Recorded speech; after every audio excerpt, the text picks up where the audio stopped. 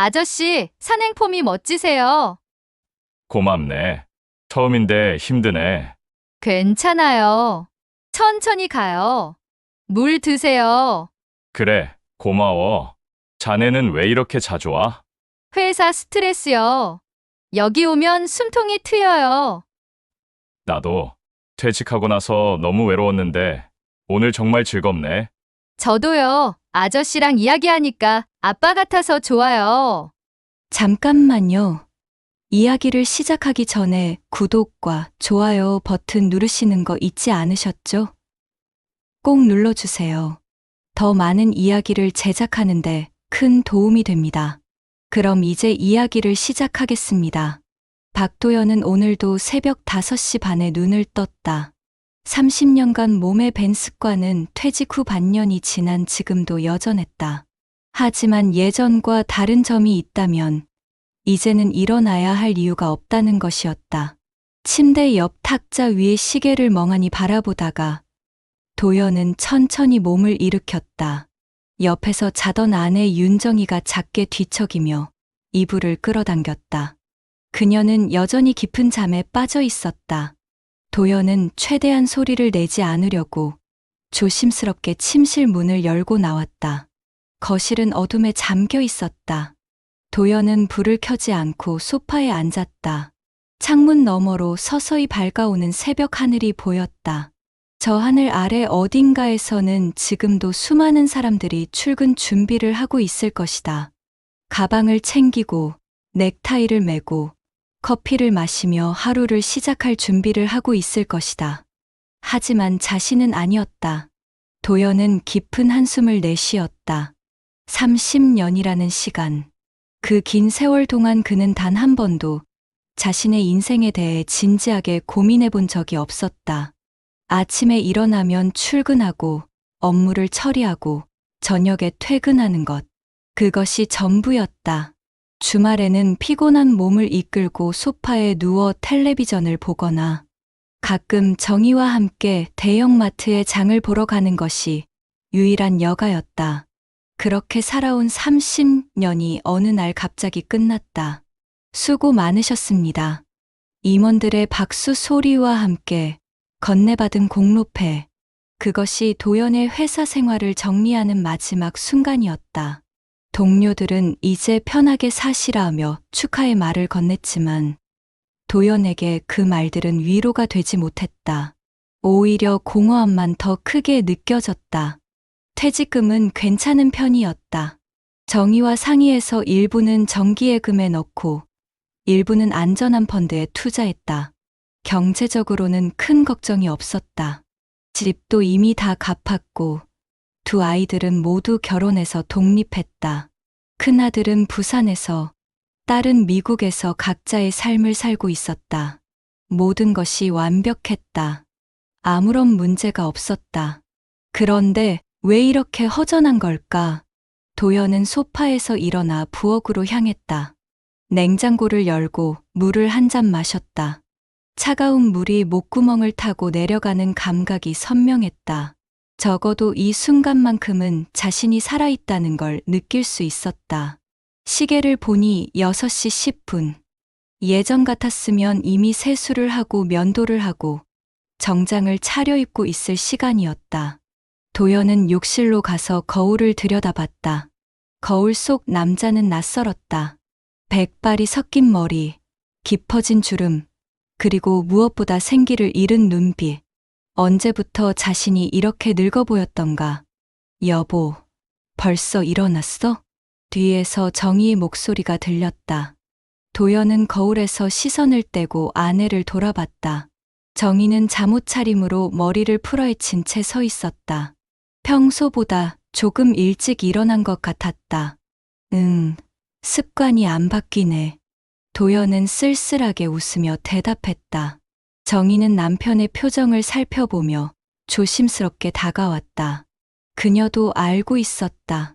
퇴직 후 남편이 얼마나 힘들어하는지. 밤마다 뒤척이는 소리, 낮에 멍하니 창밖만 바라보는 모습, 점점 말수가 줄어드는 것. 모두 정희의 눈에는 선명하게 보였다. 아침 먹을래? 내가 뭐 해줄까? 아니, 괜찮아. 좀 이따가 먹을게. 도연은 다시 거실로 돌아왔다. 이제 하늘은 완전히 밝았다. 창밖으로 출근하는 사람들이 보이기 시작했다. 빠른 걸음으로 지하철역을 향해 걷는 사람들, 버스 정류장에서 줄을 서 있는 사람들. 그들은 모두 어딘가로 가야 할 곳이 있었다. 하지만 자신에게는 없었다. 정희는 부엌에서 아침 식사 준비를 하면서도 거실의 남편을 자꾸 힐끗힐끗 쳐다봤다. 저렇게 매일 아침 일찍 일어나서 멍하니 앉아 있는 남편을 보는 것이 가슴 아팠다. 30년간 가족을 위해 열심히 일했는데 이제 와서 이런 공허함에 빠지다니. 여보, 정희가 조심스럽게 남편을 불렀다. 응, 요즘 동네 등산 동호회가 있다던데 한번 나가볼래? 집에만 있으면 답답하잖아. 도연은 고개를 돌려 아내를 바라봤다. 정희는 진심 어린 눈빛으로 남편을 바라보고 있었다. 등산 동호회? 응. 우리 아파트 부녀회에서 운영하는 건데 매주 토요일마다 근처 산에 간다더라. 나이도 비슷한 사람들이 많대. 건강에도 좋고 사람들도 만나고. 어때? 도연은 잠시 생각에 잠겼다. 등산이라. 사실 젊었을 때는 가끔 산에 갔었다. 회사 야유회나 팀 워크숍으로 다녀온 적이 몇 번 있었다. 그때는 나쁘지 않았던 것 같다. 맑은 공기, 푸른 나무들, 그리고 땀 흘리며 정상에 올랐을 때의 성취감. 글쎄, 내가 그런데 나가서 잘 어울릴 수 있을까? 왜 못 어울려? 당신 원래 사람들이랑 잘 지내잖아. 회사에서도 인기 많았고. 정희의 말에 도연은 쓸쓸하게 웃었다. 회사에서의 인기. 그것도 이제는 과거의 일이었다. 퇴직하고 나서 연락하는 동료는 거의 없었다. 다들 바쁜 일상에 치여 살고 있었고, 도연 역시 먼저 연락하기가 어색했다. 한번 생각해 볼게. 도연의 대답에 정희는 안도의 한숨을 쉬었다. 적어도 거절하지는 않았다. 그것만으로도 다행이었다. 그날 하루도 도연에게는 특별한 일정이 없었다. 아침을 먹고, 신문을 읽고, 점심을 먹고, 낮잠을 자고, 저녁을 먹고, 텔레비전을 보다가 잠자리에 드는 것. 그것이 최근 몇 달간 반복되어 온 일상이었다. 저녁 식사 후, 정희는 다시 등산 동호회 이야기를 꺼냈다. 여보, 동호회 카페 주소 알아냈어. 한번 둘러볼래? 도연은 별 관심 없다는 듯 고개를 끄덕였다. 정희는 재빨리 노트북을 가져와서 동호회 카페를 열었다. 화면에는 등산 사진들과 회원들의 후기가 가득했다. 봐, 사람들 표정 좋지? 다들 즐거워 보여. 사진 속 사람들은 정말로 행복해 보였다. 땀에 젖은 얼굴로 웃고 있는 모습, 정상에서 만세를 부르는 모습, 하산 후식당에서 함께 식사하는 모습. 그들에게는 함께할 동료가 있었고 가야 할 목적지가 있었다. 토요일 오전 8시에 출발한대. 북한산 코스래. 초보자 코스니까 부담 없을 거야.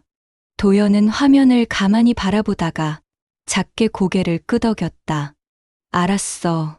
한번 나가볼게. 정희의 얼굴이 환해졌다. 몇 달 만에 보는 남편의 긍정적인 반응이었다. 정말. 그럼 내가 신청해 놓을게. 그날 밤, 도연은 침대에 누워 천장을 바라봤다. 등산, 동호회, 새로운 사람들, 낯선 환경. 조금 두렵기도 했지만 한편으로는 기대되는 마음도 있었다. 적어도 이 답답한 일상에서 벗어날 수 있는 기회가 될지도 몰랐다. 옆에서 자고 있는 정희를 바라봤다. 그녀는 편안한 얼굴로 깊은 잠에 빠져 있었다. 30년을 함께 산 아내. 그동안 얼마나 고생했을까.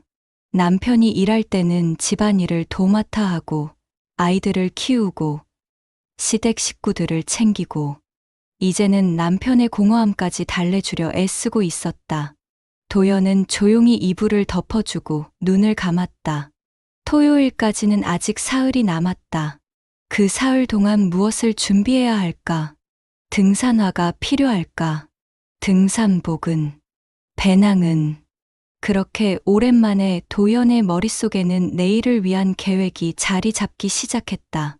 금요일 오후, 도연은 정희와 함께 등산용품 매장에 갔다. 매장 안은 형형색색의 등산복과 장비들로 가득했다. 판매원이 다가와 친절하게 설명해 주었다. 초보자시면 이 정도 제품이면 충분합니다. 너무 비싼 것보다는 실용적인 걸로 추천해 드려요. 도연은 판매원이 권하는 대로 등산화 한 켤레, 기능성 티셔츠 2벌, 바람막이 하나를 샀다. 정희는 흐뭇한 표정으로 남편이 옷을 고르는 모습을 지켜봤다. 당신, 등산복 입으니까 더 젊어 보이네. 정희의 말에 도연은 거울 속 자신을 바라봤다. 확실히 평소에 입던 회색 트레이닝복보다는 나아 보였다. 밝은 파란색 재킷이 얼굴을 환하게 만들어주는 것 같았다. 집으로 돌아오는 길, 도연의 발걸음은 예전보다 가벼웠다. 새로운 시작이 될지도 모른다는 기대감이 조금씩 피어오르고 있었다. 토요일 아침, 도연은 알람이 울리기 전에 눈을 떴다. 6시, 오랜만에 느끼는 설렘이었다. 서둘러 씻고 새로 산 등산복을 입었다. 정희가 준비해준 김밥과 물을 배낭에 넣고 현관문을 나섰다. 조심히 다녀와. 무리하지 말고. 정희의 목소리가 뒤에서 들렸다. 도연은 손을 흔들며 엘리베이터를 탔다. 집합 장소는 아파트 정문 앞이었다. 도연이 도착했을 때 이미 10여 명의 사람들이 모여 있었다. 대부분 50대에서 60대로 보이는 중년들이었다. 그들은 서로 반갑게 인사하며 웃고 떠들고 있었다. 처음 오시는 분이시네요. 한 남자가 다가와 악수를 청했다. 50대 중반쯤 되어 보이는 건장한 체격의 남자였다. 네, 처음입니다. 박도연이라고 합니다. 아, 반갑습니다. 저는 이 동호회 회장 맡고 있는 김태수라고 해요. 편하게 형님이라고 부르세요. 김태수는 도연을 다른 회원들에게 소개시켜 주었다. 모두들 친절하게 인사를 건넸다. 도연은 조금씩 긴장이 풀리는 것을 느꼈다. 자, 그럼 출발할까요? 김태수의 신호에 따라 일행은 버스 정류장으로 향했다. 북한산행 버스를 타고 등산로 입구까지 가는 것이었다. 버스 안에서 도연은 창밖 풍경을 바라봤다. 서서히 도심을 벗어나 산으로 향하는 길. 공기가 달라지는 것 같았다. 답답했던 가슴이 조금씩 열리는 기분이었다. 그리고 바로 그 순간, 버스 뒷좌석에서 맑고 경쾌한 여자의 웃음소리가 들려왔다. 도연은 무심코 고개를 돌렸다. 그곳에는 밝은 미소를 띤 젊은 여자가 다른 회원들과 이야기를 나누고 있었다. 버스 뒷좌석의 그 웃음소리는 유난히 맑고 경쾌했다. 마치 산속 계곡물 소리처럼 청량하고 봄날 새소리처럼 생기가 넘쳤다. 도연은 무심코 고개를 돌렸고 그곳에서 그녀를 처음 보았다. 서유진이었다. 그녀는 27, 8쯤 되어 보였다. 실제로는 34이었지만 밝은 에너지가 그녀를 더 젊어 보이게 만들었다. 짧게 자른 단발머리, 환한 미소, 그리고 생동감 넘치는 몸짓. 그녀는 옆에 앉은 중년 여성 회원과 이야기를 나누며 재미있다는 듯 웃고 있었다. 도연은 시선을 거두려 했지만 쉽지 않았다. 그녀의 웃음소리가 자꾸 귀에 들어왔고 그녀의 밝은 에너지가 버스 안전체를 채우는 것 같았다. 이 침울했던 중년들의 모임에 갑자기 햇살이 쏟아져 들어온 것 같은 느낌이었다. 유진 씨는 우리 동호회의 막내이자 분위기 메이커예요. 옆자리에 앉은 김태수 회장이 도연의 시선을 따라가며 말했다. 젊은 분이 왜 이런 모임에? 도연의 질문에 김태수가 웃으며 대답했다. 회사 스트레스가 심하대요. IT 업계에서 일하는데 주말마다 산에 와야 숨통이 트인다고. 벌써 1년 넘게 나오고 있어요. 성격도 좋고 사람들 잘 챙기고 다들 딸처럼 아끼죠. 딸처럼. 그 말이 도연의 귓가에 맴돌았다. 그렇다. 저 나이면 자신의 딸뻘이었다. 도연의 딸이 32살이었으니 거의 비슷한 또래였다. 버스는 북한산 등산로 입구에 도착했다. 사람들이 하나둘 내리기 시작했다. 도연도 배낭을 메고 일어섰다. 앞에서 유진이 경쾌한 발걸음으로 버스를 내렸다. 그녀는 입구에서 기지개를 켜며 크게 심호흡을 했다. 아, 공기 좋다. 역시 산은 최고야. 그녀의 목소리는 아침 공기를 타고 선명하게 들렸다. 다른 회원들도 하나같이 미소를 지으며 그녀의 에너지에 동화되어 갔다. 자, 그럼 출발할까요? 오늘은 100군데까지 가는 코스입니다. 초보자분들은 무리하지 마시고 천천히 올라가세요. 김태수의 안내에 따라 일행은 등산로에 접어들었다. 도연은 뒤쪽에서 천천히 걸음을 옮겼다. 오랜만에 걷는 산길이라 조심스러웠다. 등산로 초입은 완만했다. 나무 데크로 만들어진 길을 따라 천천히 올라갔다. 주변에는 실록이 우거져 있었고 새소리가 청아하게 울려 퍼졌다. 도연은 맑은 공기를 깊이 들이마셨다. 확실히 도심과는 다른 공기였다. 폐속까지 깨끗해지는 기분이었다. 한참을 걷다 보니 조금씩 숨이 찼다. 체력이 예전 같지 않았다. 도연은 잠시 멈춰서서 허리에 손을 얹고 숨을 골랐다. 아저씨, 괜찮으세요? 뒤에서 누군가의 목소리가 들렸다. 돌아보니 유진이 서 있었다. 그녀는 땀 한 방울 없이 여유로운 표정으로 도연을 바라보고 있었다. 아, 네. 괜찮습니다. 그냥 좀 쉬려고. 처음 오시는 거죠? 김 회장님이 그러시던데. 첫날은 무리하면 안 돼요. 천천히 자기 페이스대로 가는 게 중요해요. 유진은 자신의 물병을 꺼내 도연에게 건넸다. 물 좀 드세요. 등산할 때는 수분 보충이 제일 중요하거든요. 아니, 괜찮습니다. 제 물이 있어요. 에이, 그냥 드세요. 전 충분히 가져왔어요. 유진은 환하게 웃으며 물병을 도연의 손에 쥐어주었다. 도연은 사양하기가 민망해서 고맙다는 인사와 함께 물을 한 모금 마셨다. 시원한 물이 목구멍을 타고 넘어가며 몸에 활력을 불어넣었다. 감사합니다. 별 말씀을요. 우리 이제 같은 산악회 식구잖아요. 서로 챙기는 거죠.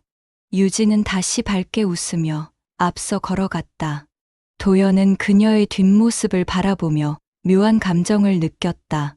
친절함, 따뜻함, 그리고 오랜만에 느껴보는 배려. 집에서 정희도 자신을 챙겨주었다. 하지만 그것은 30년 함께 산 부부로서의 익숙함이었다. 의무이자 습관이었다. 하지만 유진의 친절은 달랐다. 이유 없는 호의였고 순수한 배려였다. 그것이 도연에게는 새롭게 느껴졌다. 등산로는 점점 가팔라졌다. 바위와 돌이 많아지고 계단도 가파르게 이어졌다. 도연은 한 걸음 한 걸음 조심스럽게 올라갔다. 땀이 이마를 타고 흘러내렸다.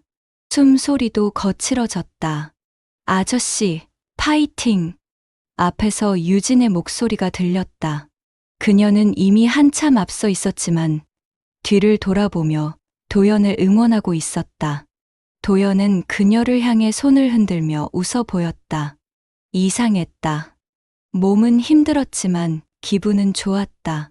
심장이 빠르게 뛰었지만 그것이 불쾌하지 않았다. 오히려 살아있다는 느낌이 강렬하게 들었다. 피가 온몸을 돌고 근육이 움직이고 폐가 공기를 받아들이는 모든 과정이 생생하게 느껴졌다. 중간 쉼터에 도착했을 때 일행은 모두 자리를 잡고 앉아 휴식을 취했다. 도연도 바위에 걸터 앉아 배낭에서 물병을 꺼냈다. 땀을 닦고 물을 마시는 순간 유진이 옆에 다가와 앉았다. 어때요? 힘들지 않으세요? 괜찮습니다. 생각보다 재미있네요. 도연의 대답에 유진이 환하게 웃었다. 그죠? 산은 올라갈수록 재미있어져요. 정상에 올랐을 때의 그 기분은 정말 최고예요. 세상을 다 가진 것 같은 느낌? 자주 오시나 봐요. 네, 거의 매주 와요. 이게 제 유일한 취미이자 스트레스 해소법이거든요. 회사에서는 맨날 컴퓨터 앞에 앉아 있으니까 주말만큼은 몸을 움직여야 숨통이 트여요. 유진은 자신의 일상에 대해 자연스럽게 이야기했다. IT 회사에서 프로젝트 매니저로 일하고 있다는 것, 업무 강도가 세서 평일에는 거의 집과 회사만 오간다는 것, 그래서 주말의 등산이 얼마나 소중한지. 도연은 그녀의 이야기를 들으며 고개를 끄덕였다. 젊은 사람들의 삶도 쉽지 않구나. 자신이 젊었을 때도 그랬다.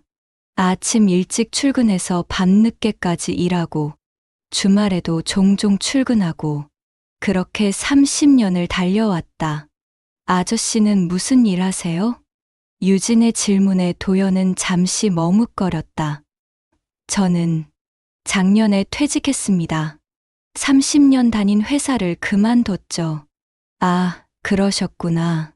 그럼 이제 여유 있게 사실 수 있겠네요. 여유. 그 단어가 도연에게는 낯설었다. 퇴직 후의 삶이 여유로운가? 오히려 무료하고 공허한 것 같았는데, 글쎄요. 여유롭다기보다는 뭔가 허전하네요. 도연의 솔직한 대답에 유진은 진지한 표정으로 고개를 끄덕였다. 그럴 것 같아요. 30년이나 다니셨으면 그게 인생의 전부였을 텐데, 갑자기 그게 사라지면 상실감이 크겠어요. 유진의 말이 정확했다. 그녀는 젊지만 사람의 마음을 잘 이해하는 것 같았다. 도연은 그녀와 대화하는 것이 편안하게 느껴졌다. 그래도 이렇게 산에 오시면 좋아질 거예요. 저도 처음엔 정말 힘들었거든요. 회사 일 때문에 우울증 직전까지 갔었어요. 근데 산에 다니면서 많이 나아졌어요. 자연이 주는 치유력이 있는 것 같아요. 유진의 고백에 도연은 놀랐다. 저렇게 밝고 긍정적인 사람도 힘든 시기가 있었다니. 지금은 많이 괜찮아 보이시는데요. 그렇죠? 산 덕분이에요.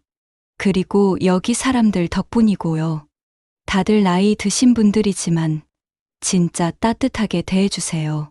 친부모님처럼. 유진의 말에 도연은 미소를 지었다. 그렇다. 이곳 사람들은 모두 따뜻했다. 서로를 챙기고 격려하는 모습이 정겨웠다. 자, 다들 쉬었으니까 다시 출발할까요? 김태수의 목소리에 사람들이 하나둘 일어났다. 도연도 배낭을 메고 일어섰다. 유진이 손을 내밀며 말했다. 힘들면 언제든지 말씀하세요. 제가 옆에서 도와드릴게요. 고맙습니다. 그렇게 도연과 유진은 함께 정상을 향해 걸어갔다.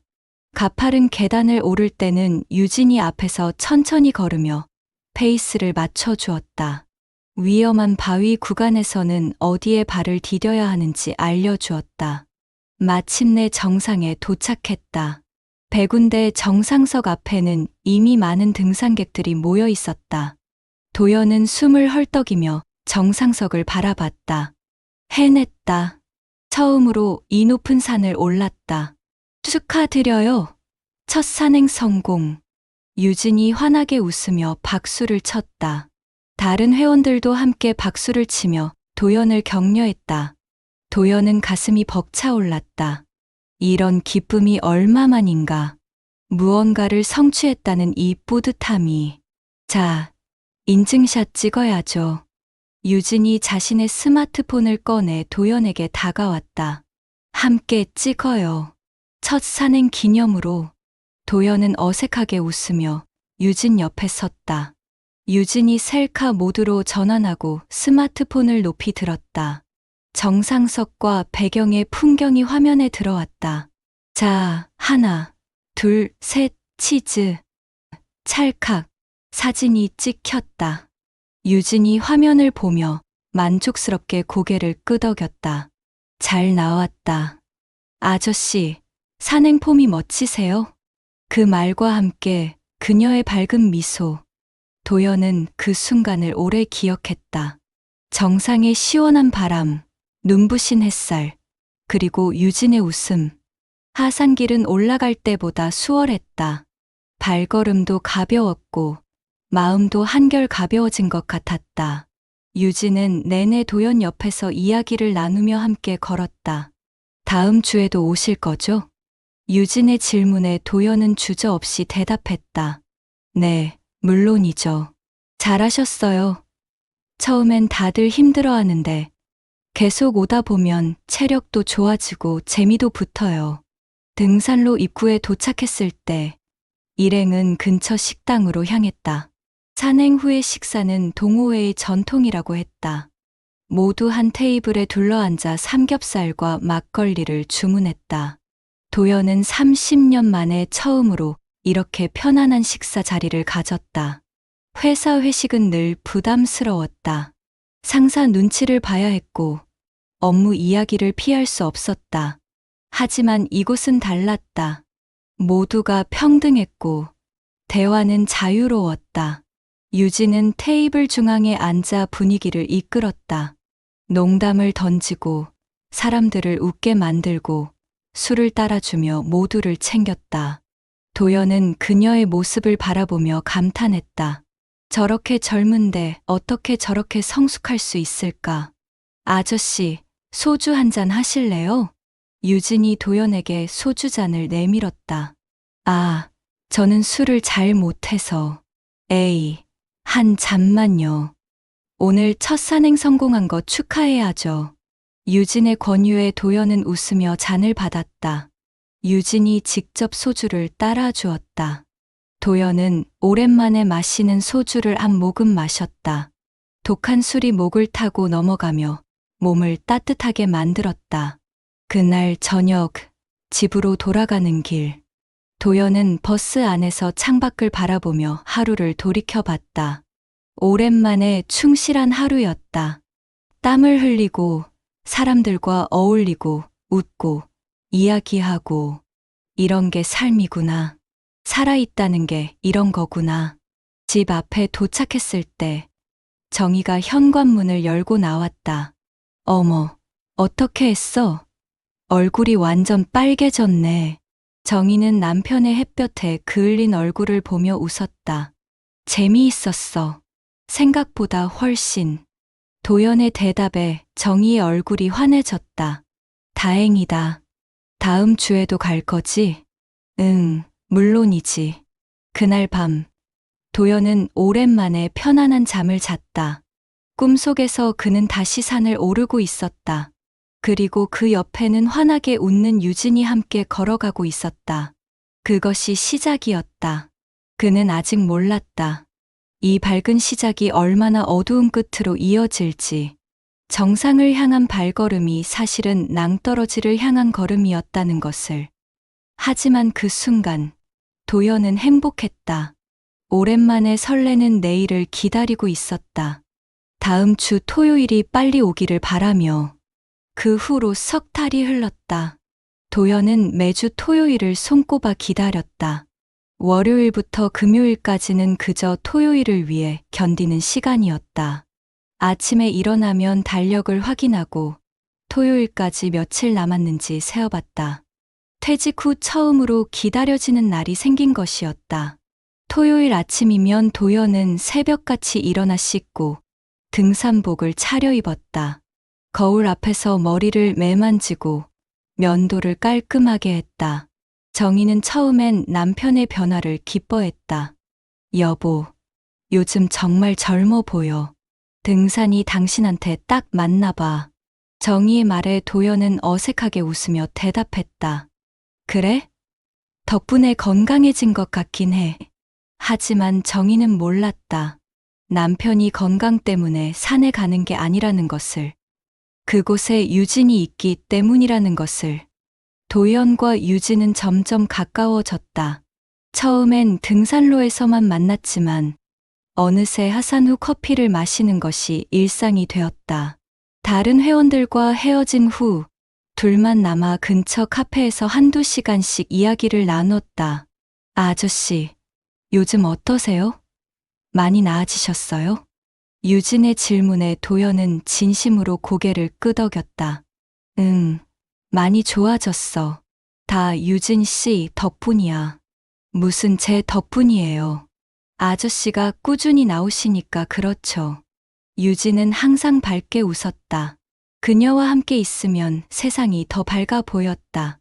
무거웠던 가슴이 가벼워지고 우울했던 마음이 환해졌다. 도연은 그것이 고마웠다. 어느 날 유진이 조심스럽게 물었다. 아저씨, 혹시 주중에도 시간 괜찮으세요? 제가 평일 저녁에 가는 작은 산이 있는데 함께 가실래요? 도연의 심장이 빠르게 뛰었다. 토요일이 아닌 다른 날에도 유진을 만날 수 있다니. 좋지. 언제? 수요일 저녁 어때요? 제가 회사 끝나고 갈 수 있는 시간이거든요. 좋아. 그럼 수요일에 보자. 그날부터 도연의 일주일에는 두 개의 특별한 날이 생겼다. 수요일과 토요일. 그 이틀을 위해 나머지 5일을 보냈다. 정희는 남편의 변화를 조금씩 느끼기 시작했다. 처음엔 좋은 변화라고 생각했다.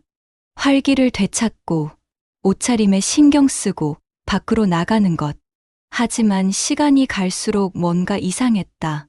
어느 날 저녁, 도연이 외출 준비를 하고 있었다. 여보, 어디 가? 정희의 질문에 도연은 자연스럽게 거짓말을 했다. 아, 동호회 사람들이랑 저녁 약속 있어. 수요일 저녁에? 토요일에 만나잖아. 그냥 친해진 사람들이랑 따로 모임하기로 했어. 도연은 서둘러 현관문을 나섰다. 정희는 남편의 뒷모습을 바라보며 미묘한 불안감을 느꼈다. 하지만 의심하고 싶지 않았다. 30년을 함께 산 남편을, 그렇게 정직하고 성실했던 남편을. 도연은 지하철을 타고 약속 장소로 향했다. 작은 산 입구에 유진이 이미 와 있었다. 그녀는 평일 회사 복장 위에 가벼운 바람막이를 걸친 모습이었다. 아저씨, 안 늦으셨네요. 미안, 기다렸어? 아니요. 저도 방금 왔어요. 자, 올라가요. 둘은 나란히 산길을 걸었다. 주말의 북한산과는 달리 이곳은 작고 한적한 동네 뒷산이었다. 사람도 별로 없었다. 오롯이 둘만의 시간이었다. 이 산은 제가 처음 등산 시작한 곳이에요. 혼자 힘들 때 여기 올라와서 울기도 하고 소리도 지르고 그랬어요. 유진이 나무 계단을 오르며 말했다. 많이 힘들었구나. 네, 진짜 힘들었어요. 회사에서는 인정받지 못하고 집에 가면 부모님은 결혼 압박하고 친구들은 다 결혼해서 바쁘고 혼자라는 게 이렇게 외로운 줄 몰랐어요. 유진의 목소리에 슬픔이 묻어났다. 도연은 그녀의 어깨를 가만히 두드렸다. 이제는 혼자가 아니잖아. 우리가 있잖아. 유진이 고개를 돌려 도연을 바라봤다. 그녀의 눈에 눈물이 맺혀 있었다. 고마워요, 아저씨.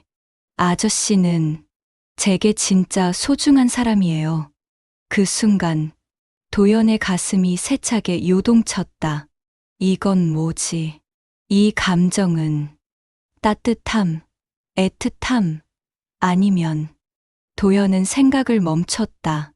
깊이 생각하면 안 될 것 같았다. 그저 이 순간을 즐기고 싶었다. 유진과 함께 있는 이 시간을. 정상에 올랐을 때 도시의 야경이 한눈에 들어왔다.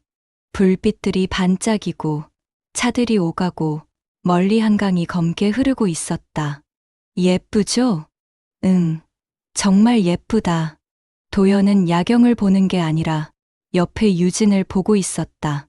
바람에 흩날리는 그녀의 짧은 머리카락, 불빛에 반사되는 그녀의 옆얼굴. 아름다웠다. 아저씨. 응. 저 아저씨 만나서 정말 행복해요. 오랜만에 이렇게 편한 사람 만났어요. 유진이 도연을 바라보며 말했다. 그녀의 눈빛이 진지했다. 나도야.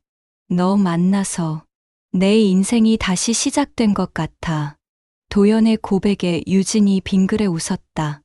우리 오래오래 친하게 지내요. 약속이에요. 응, 약속. 그날 밤 집에 돌아왔을 때 정희는 거실에서 드라마를 보고 있었다. 다녀왔어. 도연의 인사에 정희가 고개를 돌렸다. 늦었네. 재미있었어? 응, 괜찮았어. 도연은 침실로 들어가 옷을 갈아입었다. 거울에 비친 자신의 얼굴이 이상하게 밝아 보였다. 가슴이 두근거렸다. 이게 잘못된 거라는 걸 알면서도 멈출 수가 없었다. 며칠 후, 정희는 세탁기를 돌리려고 도연의 옷가지를 챙기다가 재킷 주머니에서 무언가를 발견했다. 작은 천 주머니였다. 열어보니 커플 등산 모자 2개가 들어 있었다. 하나는 파란색, 하나는 분홍색. 분홍색 모자 안쪽에는 작은 자수로 유진이라고 새겨져 있었다. 정희의 손이 떨렸다. 심장이 빠르게 뛰었다. 아니야, 설마. 하지만 증거는 눈앞에 있었다. 정희는 모자를 다시 주머니에 넣고 재킷을 원래 자리에 두었다. 아무 일 없었던 것처럼. 하지만 그녀의 마음속에서는 무언가가 무너지고 있었다. 그날 저녁, 도연이 거실에서 뉴스를 보고 있을 때 정희가 자연스럽게 물었다. 여보, 요즘 등산 동호회에 젊은 사람도 있어? 도연은 순간 긴장했지만 태연한 척했다. 응, 몇 명 있지. 왜? 그냥 궁금해서. 대부분 우리 또래인 줄 알았는데. 아니, 젊은 사람들도 꽤 있어. 요즘 젊은 사람들도 등산 많이 하더라고. 그래? 남자들이야, 여자들이야? 둘 다 있지. 정희는 더 이상 묻지 않았다. 하지만 남편의 반응을 유심히 살폈다. 평소와 다른 점은 없었다. 하지만 그게 더 의심스러웠다. 너무 자연스러운 것도 의심스러웠다. 유진 씨라고 있는데 그 사람이 제일 젊어. 30 넘었다던가. 도연이 먼저 유진의 이름을 꺼냈다. 숨기는 것보다 오히려 드러내는 게 나을 것 같았다. 그래? 여자야? 응. IT 회사 다니는데 성격이 되게 밝아. 다들 딸처럼 귀여워해. 딸처럼. 그 단어가 정희의 귓가에 맴돌았다. 정말 딸처럼만 생각하는 걸까? 당신도 친해. 뭐, 같은 동호회니까 어느 정도는 친하지. 도연의 대답은 애매했다. 정희는 더 이상 묻지 않았다. 하지만 그날 밤, 그녀는 잠을 이루지 못했다. 다음 날, 정희는 도연이 외출한 사이 그의 재킷 주머니를 다시 뒤졌다. 커플 모자는 그대로 있었다. 정희는 모자를 꺼내 손에 들고 한참을 바라봤다. 유진. 그 자수가 눈에 박혔다. 정희는 스마트폰을 꺼내 등산 동호회 카페에 접속했다. 예전에 도연이 가입할 때 함께 봤던 그곳. 회원 목록을 뒤졌다. 유진이라는 이름을 찾았다. 서유진. 프로필 사진에는 밝게 웃고 있는 젊은 여자가 있었다. 정희는 사진을 확대했다. 예쁜 얼굴이었다. 생기 넘치는 미소였다. 그리고 젊었다. 자신보다 25살은 어려 보였다. 정희의 가슴이 아팠다. 배신감이 밀려왔다. 30년을 함께 살았는데 아이들을 낳고 키우고 시부모님을 모시고 남편의 뒷바라지를 하며 살아온 30년. 그 세월이 이렇게 가볍게 무너질 수 있단 말인가. 정희는 눈물을 참으며 스마트폰을 내려놓았다. 아직 확실한 건 아니야. 그냥 친한 후배일 수도 있어. 도연이 그럴 사람이 아니야. 하지만 정희는 알고 있었다. 직감이 말하고 있었다. 뭔가 잘못되고 있다고. 남편이 자신에게서 멀어지고 있다고. 그날 밤, 정희는 거울 앞에 섰다. 59살의 여자, 주름진 얼굴, 처진 볼, 칙칙한 피부. 언제부터 이렇게 늙었을까? 언제부터 남편의 눈에 보이지 않게 되었을까? 정희는 화장대 서랍을 열었다. 오래전에 사두고 쓰지 않던 립스틱들이 있었다. 예쁜 옷들도 옷장 깊숙이 처박혀 있었다.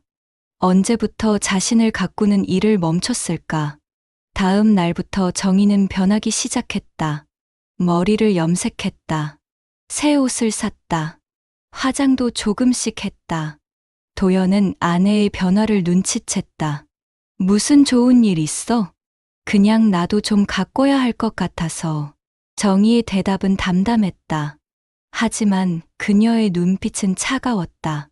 그리고 이틀 후, 정희는 결심했다. 확인해야 한다고. 남편이 정말 자신을 배신하고 있는지. 토요일 아침, 도연은 평소처럼 등산복을 입고 나갔다.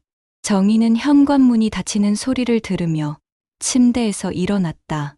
그리고 서둘러 옷을 갈아입었다.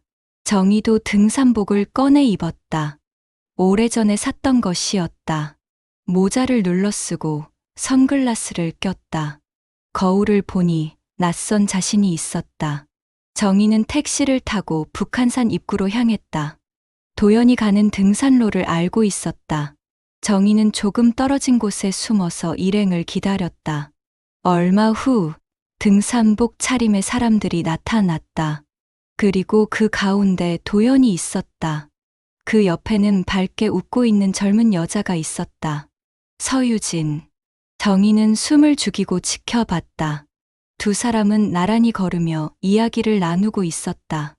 도연의 얼굴에는 행복한 미소가 가득했다. 정희가 몇 달째 보지 못했던 그 표정.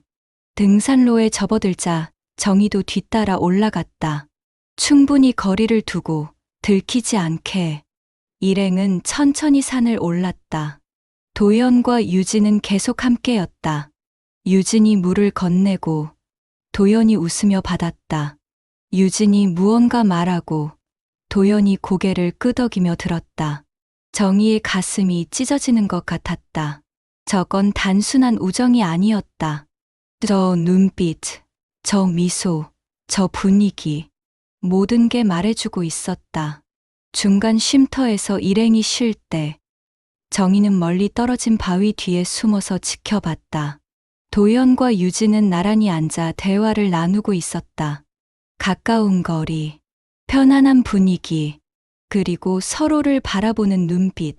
정희는 스마트폰을 꺼냈다. 사진을 찍어야 했다. 증거가 필요했다. 줌을 당겨 두 사람을 화면에 담았다.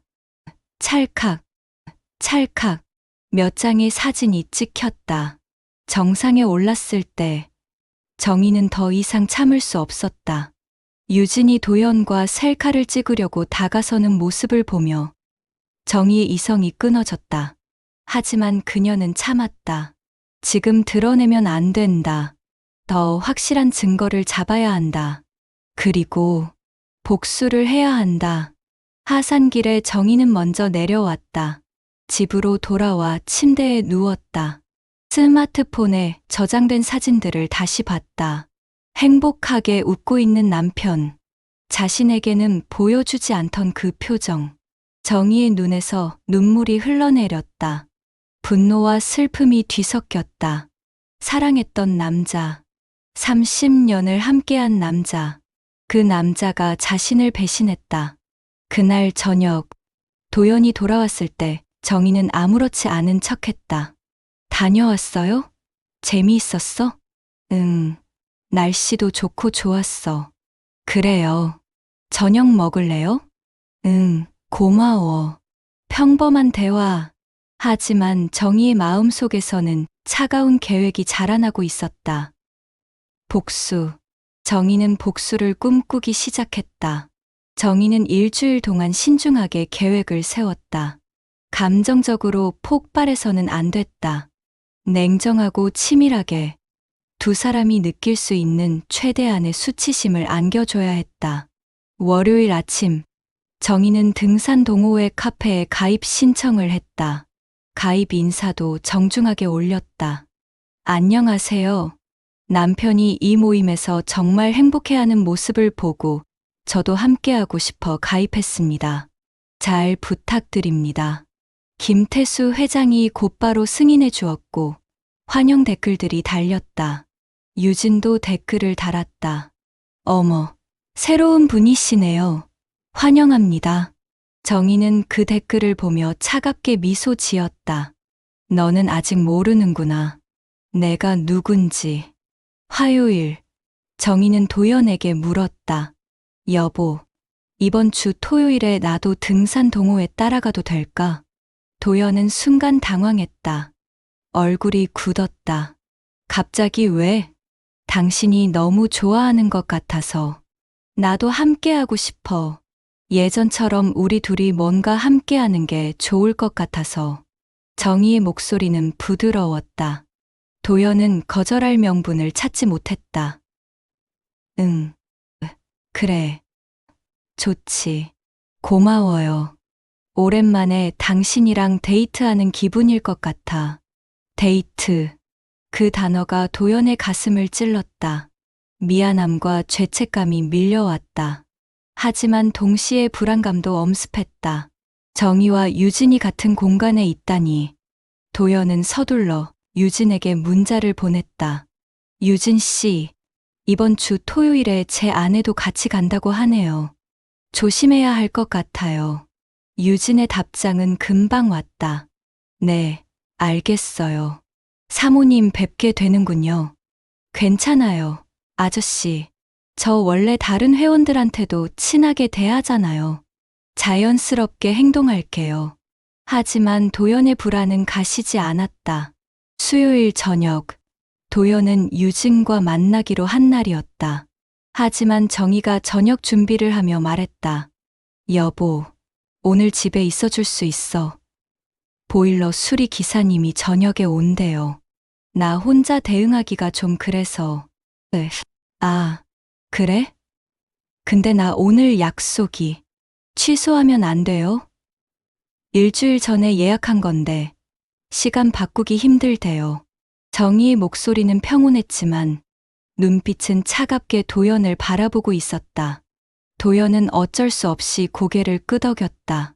알았어. 약속 미루겠어. 도연은 화장실로 가서 유진에게 문자를 보냈다. 미안해요. 오늘 급한 일이 생겨서 못 갈 것 같아요.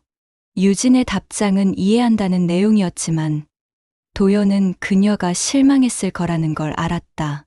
마음이 무거웠다. 그날 저녁 보일러 기사는 오지 않았다. 정희는 태연하게 말했다. 어머, 기사님이 다른데 급한 일이 생겨서 내일로 미뤄졌대요. 미안해요. 도연은 아내의 의도를 눈치챘지만 아무 말도 하지 못했다. 목요일 밤, 도연은 잠들지 못하고 뒤척였다. 토요일이 두려웠다. 정희와 유진이 만나면 어떻게 될까? 혹시 정희가 눈치챌까? 아니, 이미 눈치챈 건 아닐까? 도연은 옆에서 자고 있는 정희를 바라봤다. 그녀는 조용히 숨을 쉬며 잠들어 있는 것처럼 보였다. 하지만 사실 정희도 잠들지 못하고 있었다. 그녀는 눈을 감은 채 남편의 시선을 느끼며 차가운 미소를 지었다. 토요일 아침이 밝았다. 정희는 일찍 일어나 새로 산 등산복을 입었다. 밝은 노란색 재킷에 검은색 레깅스. 화장도 했다. 도연은 아내의 모습을 보며 놀랐다. 오늘 유난히 예쁘네. 고마워요. 오랜만에 당신이랑 산에 가니까 기분이 좋아서. 두 사람은 함께 집합 장소로 향했다.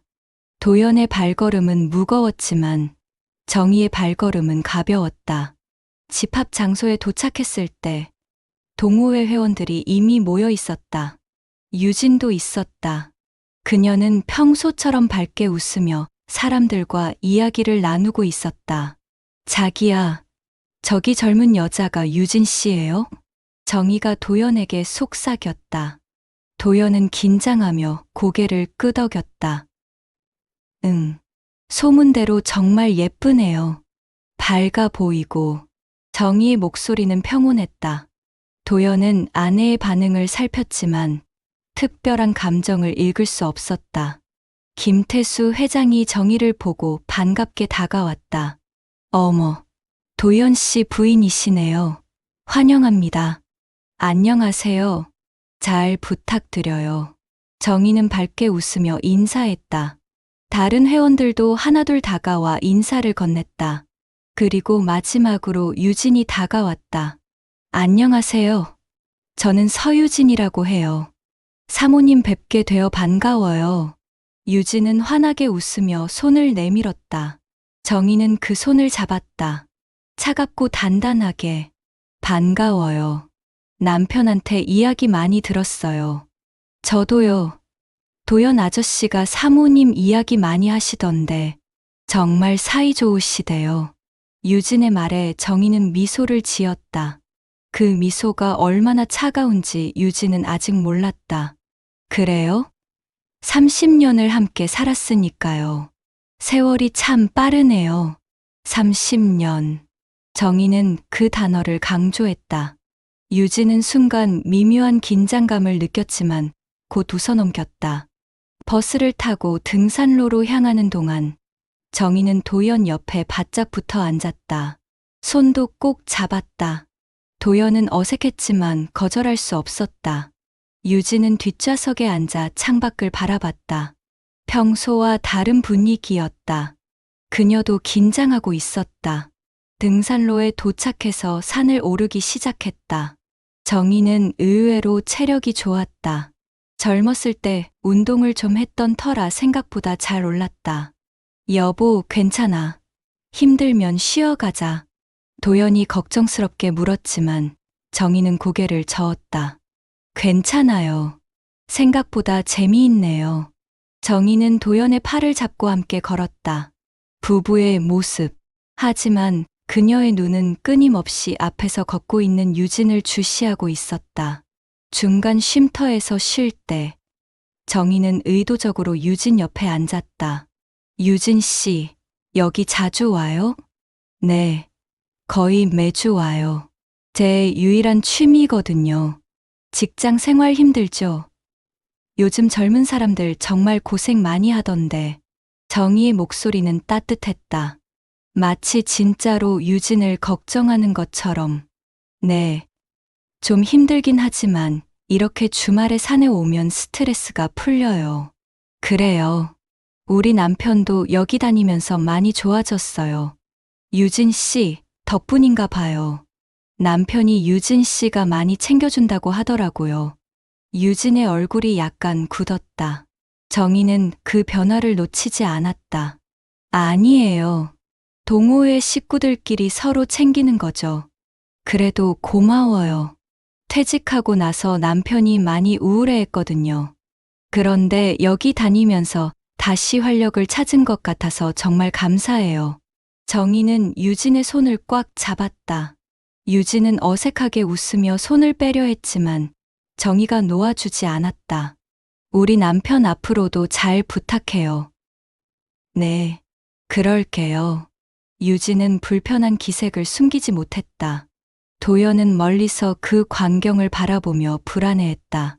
정상에 도착했을 때 정희가 제안했다.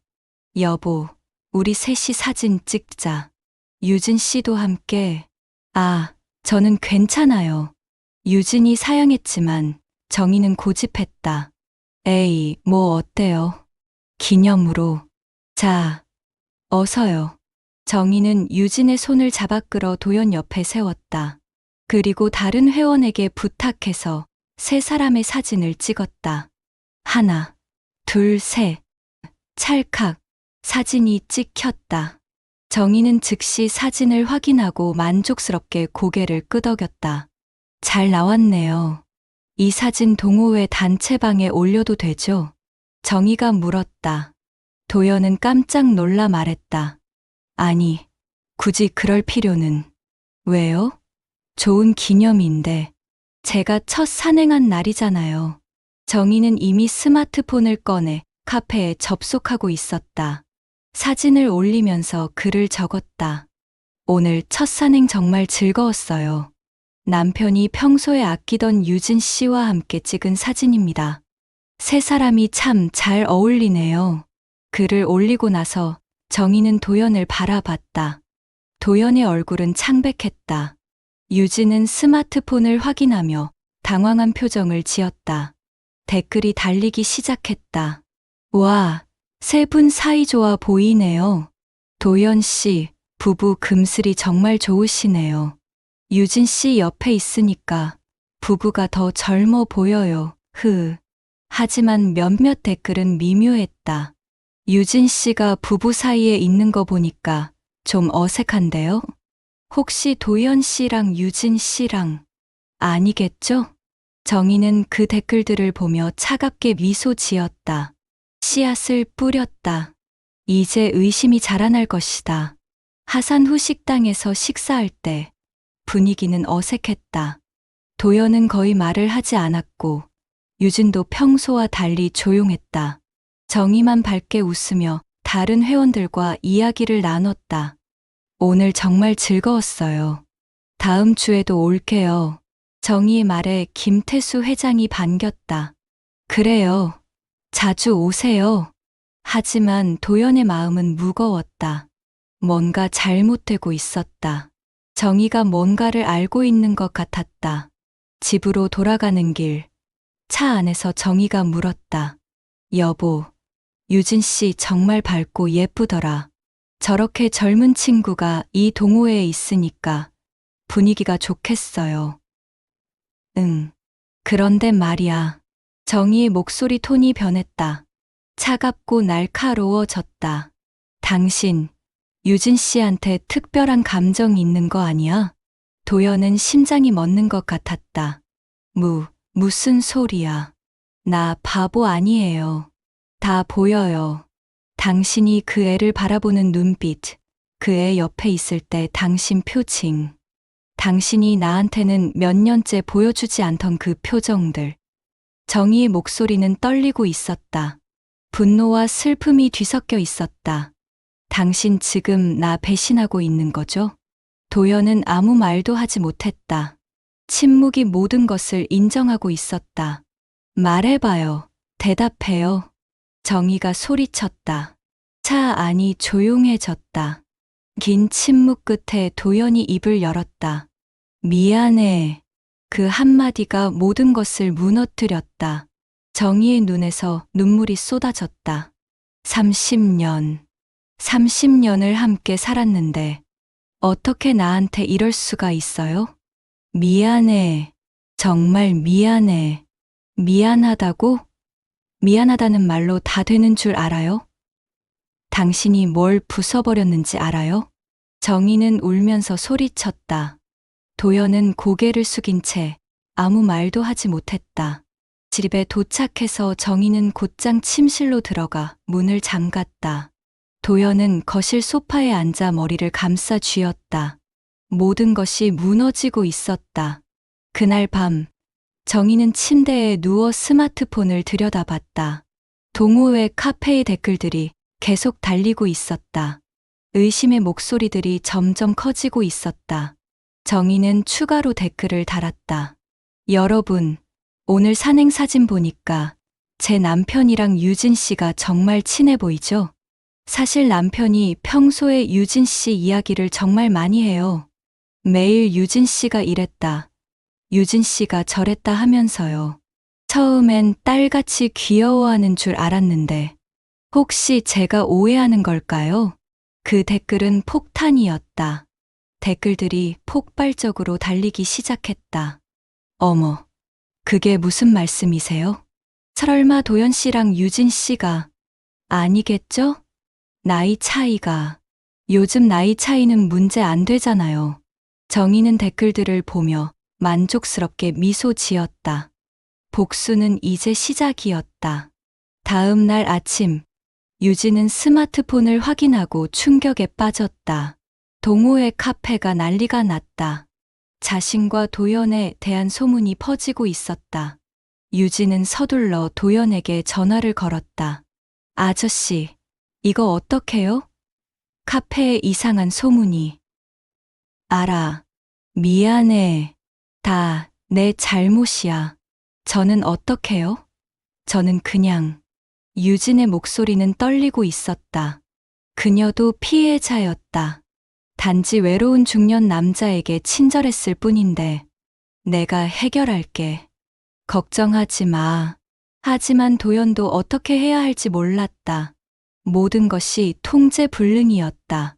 정의의 복수는 이제 본격적으로 시작되었다. 소문은 산불처럼 번졌다. 일요일 아침, 동호회 카페는 댓글로 폭발했다. 정의의 의미심장한 글과 세 사람의 사진은 회원들 사이에서 뜨거운 논쟁거리가 되었다. 도연 씨 부인이 저렇게 써놓은 거 보면 뭔가 있는 거 아니에요? 유진 씨가 평소에 도연 씨랑 많이 친했긴 했죠. 나이 차이가 거의 30살인데 설마. 요즘 나이 차이 따지나요? 돈 많고 시간 많은 남자한테 젊은 여자가 붙는 거 흔한 일이잖아요. 댓글들은 점점 더 악의적으로 변해갔다.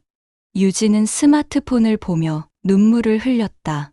자신은 그저 친절했을 뿐인데 이렇게 매도당해야 하다니. 월요일 아침, 유진은 회사에 출근했지만 집중할 수 없었다. 스마트폰을 볼 때마다 새로운 알림이 떴다. 동호회 회원들의 메시지, 댓글, 그리고 심지어 모르는 번호에서 온 문자까지. 남의 남편한테 손대지 마세요. 나이 먹은 남자 꼬시는 게 재미있어요? 돈이 목적이죠?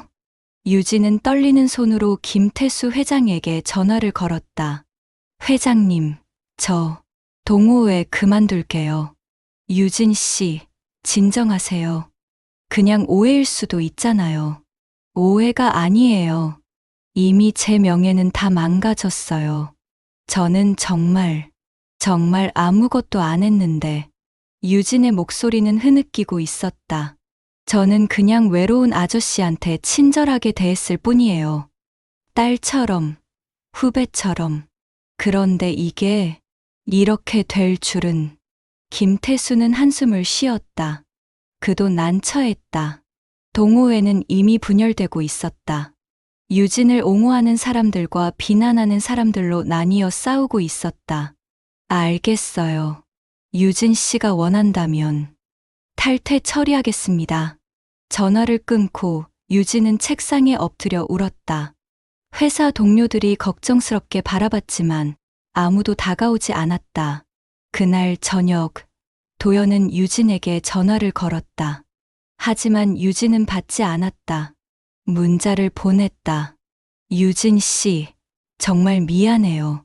다 내 잘못이에요. 내가 책임질게요. 한참 후에 유진의 답장이 왔다. 아저씨, 이제 연락하지 마세요. 저는 그냥 제 인생 살고 싶어요. 아저씨 때문에 제 인생이 망가졌어요. 제발 저를 그냥 내버려 두세요. 도연은 스마트폰을 떨어뜨릴 뻔했다. 가슴이 찢어지는 것 같았다. 유진을 잃었다. 아니, 유진을 망쳤다. 집에서는 정희가 차갑게 기다리고 있었다. 그녀는 더 이상 남편과 말을 하지 않았다. 같은 집에 살지만 서로 다른 세계에 있었다. 화요일 아침, 도연은 동호회 카페에 사과문을 올렸다. 회원 여러분께 진심으로 사과드립니다. 제 경솔한 행동으로 유진 씨에게 피해를 끼쳤고 동호회에 무리를 일으켰습니다. 유진 씨는 전혀 잘못이 없습니다. 모든 책임은 저에게 있습니다. 저는 오늘부로 동호회를 탈퇴합니다. 그동안 감사했습니다. 하지만 사과문은 더 큰 논란만 불러일으켰다. 봐요. 뭔가 있었던 거 맞잖아요. 유진 씨가 잘못 없다고.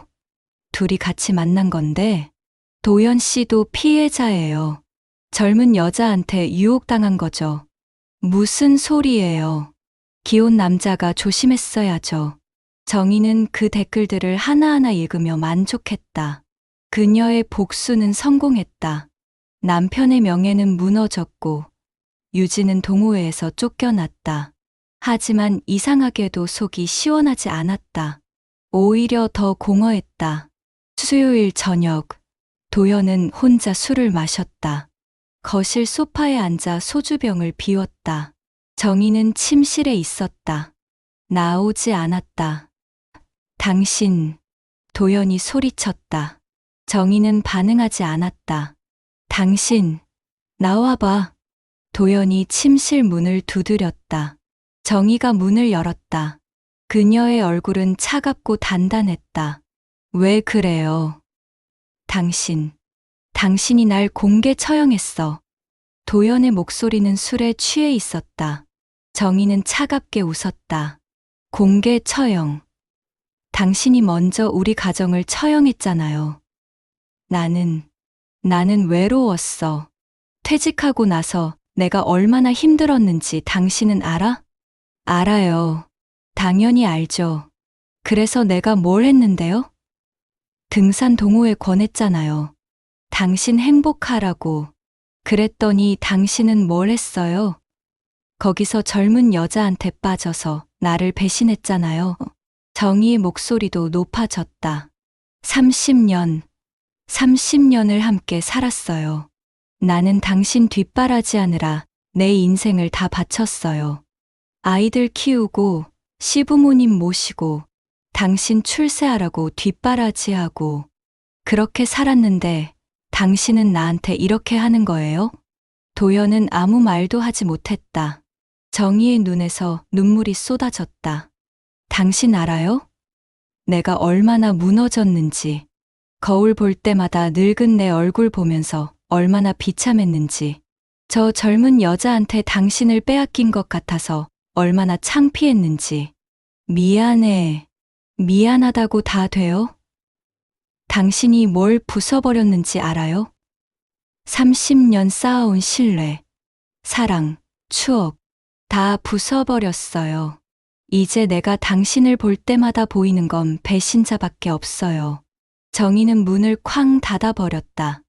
도연은 문 앞에 주저앉아 울었다.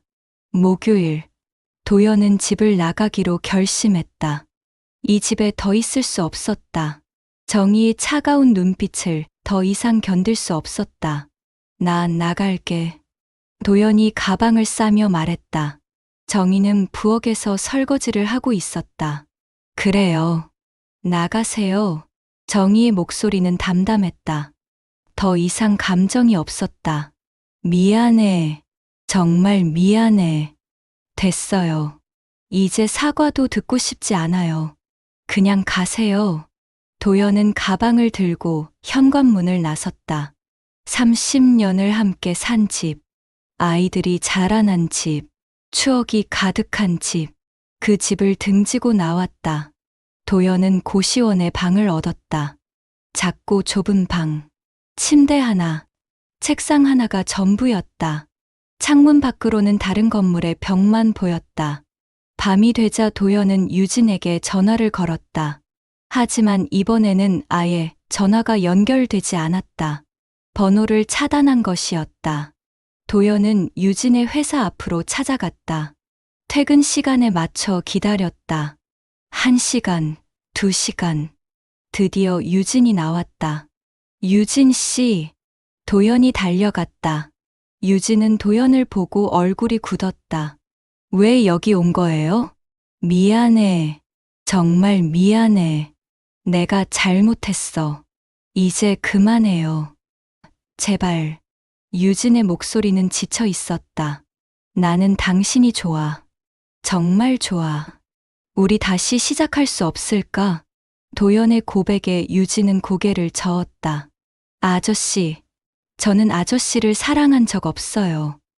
그냥 친하게 지냈을 뿐이에요. 딸처럼, 후배처럼. 아저씨가 오해하신 거예요. 아니야, 너도 날 좋아했잖아. 그 눈빛, 그 미소, 그건 아저씨 착각이에요. 저는 모든 사람한테 그렇게 대해요. 그게 제 성격이에요. 유진의 말이 도연의 가슴을 찔렀다. 그럼 나만 착각한 거야? 네. 아저씨가 혼자 착각하신 거예요. 저는 아저씨를 아버지처럼 생각했어요. 그런데 아저씨는, 유진은 더 이상 말을 잇지 못하고 고개를 돌렸다. 이제 제발 저를 찾아오지 마세요. 저는 다음 주에 해외로 떠나요. 회사에서 해외 발령 신청했어요. 여기서 더 이상 못 살겠어요. 다 아저씨 때문이에요. 유진 씨, 안녕히 계세요. 유진은 돌아서서 걸어갔다. 도연은 그 뒷모습을 바라보며 무릎이 꺾였다. 길거리에 주저앉아 울었다. 지나가는 사람들이 이상하게 쳐다봤지만 도연은 신경 쓰지 않았다. 모든 것을 잃었다. 아내를 잃었고, 유진을 잃었고, 명예를 잃었고, 집을 잃었다. 남은 건 공허함과 후회뿐이었다. 한 달이 지났다. 도연은 매일 혼자 산에 올랐다. 동호회가 아닌 혼자. 새벽같이 일어나 아무도 없는 산길을 걸었다. 정상에 올라 혼자 앉아 도시를 내려다봤다. 모든 건 내가 만든 무덤이었지. 도연은 중얼거렸다. 욕심 때문이었다. 외로움 때문이었다. 유진의 밝은 미소에 현혹되어 현실을 잊었다. 자신이 가진 것들의 소중함을 몰랐다. 정희는 여전히 집에 혼자 살고 있었다. 아이들이 연락해서 물어봤다. 엄마, 아빠는? 여행 갔어. 정희는 거짓말을 했다. 아이들에게까지 이 추한 이야기를 할 수 없었다. 정희는 폐허가 된 집 안을 걸어 다녔다. 거실, 침실, 부엌, 모든 곳에 도연의 흔적이 남아 있었다.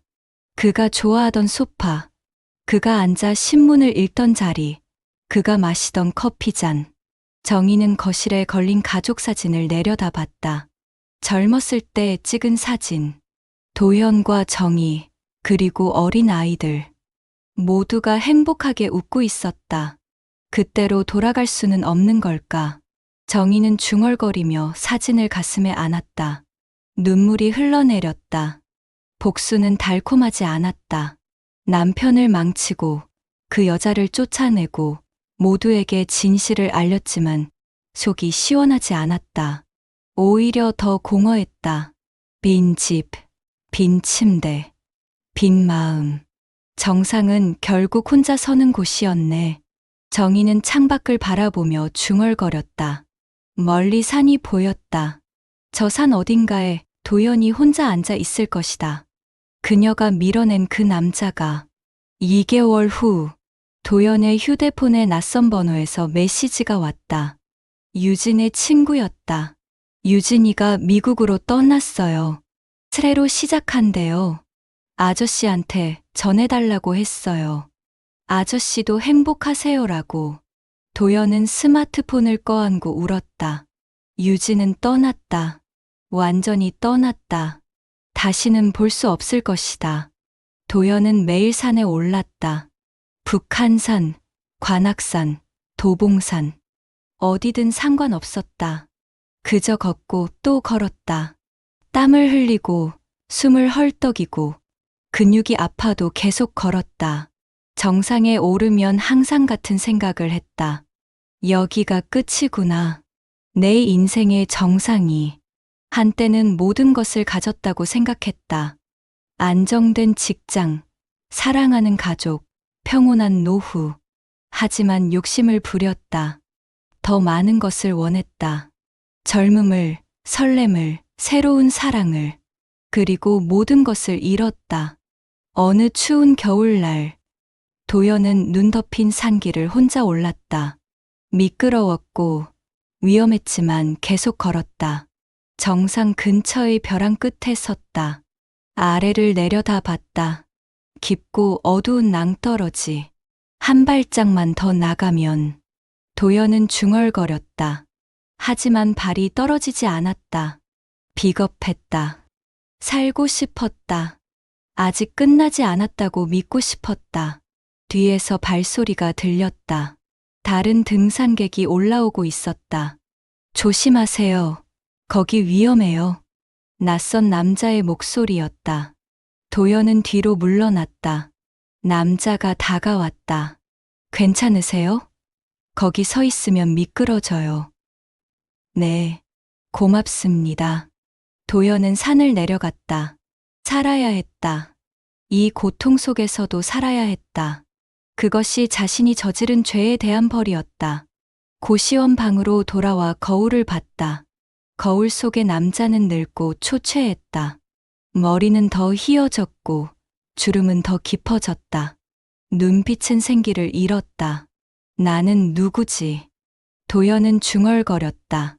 30년 직장인이었던 남자도, 사랑하는 남편도, 누군가의 아버지도 아니었다. 그저 모든 것을 잃고 혼자 남은 늙은 남자. 같은 시각, 정희는 빈 집에서 혼자 저녁을 먹고 있었다. 텔레비전은 켜져 있었지만 소리는 들리지 않았다. 그저 빈 공간을 채우기 위한 배경음일 뿐이었다. 식탁에는 한 사람 몫의 밥과 반찬. 예전에는 늘 두 사람 분을 차렸는데 이제는 혼자. 정희는 젓가락을 내려놓고 창밖을 바라봤다. 밤하늘에 별이 빛나고 있었다. 왜, 우리 잘못된 걸까? 정희는 중얼거렸다. 복수는 성공했지만 승리감은 없었다. 그저 공허함만 남았다. 두 사람은 서로 다른 공간에서 같은 하늘을 바라보며 각자의 외로움에 잠겼다. 정상에서 시작된 사랑은 낭떠러지로 떨어졌고 두 사람 모두 그 아래 깊은 어둠 속에 갇혀버렸다.